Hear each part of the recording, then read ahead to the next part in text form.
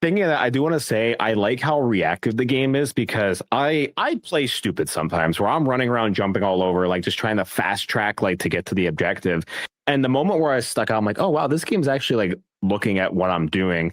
There's a moment in the very first prologue level where you have to run down the stairs to get to a terminal to understand the mission of infiltrating this corporate entity.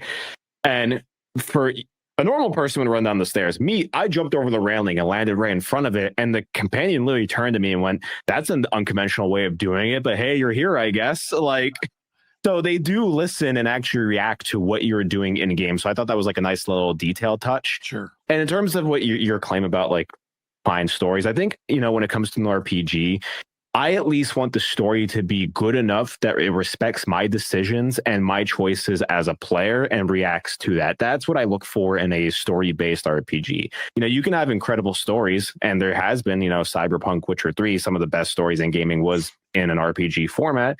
But I just need the RPG to be good enough to allow my decisions to actually affect the world in some way, which so far, this is leading up to be very reactive. You know, I'm not so far into it, but like your example right there, they are listening and they are kind of taking your permutations and fitting it into where you're at in the game. And I know this game also has tons of different endings because you can align with different factions and do their quest lines to kind of form very New Vegas-ish. Like, and that's the one thing to me is this game does feel very New Vegas-ish in a way, especially with all the factions and entities that you can align with. Has a lot of similarities.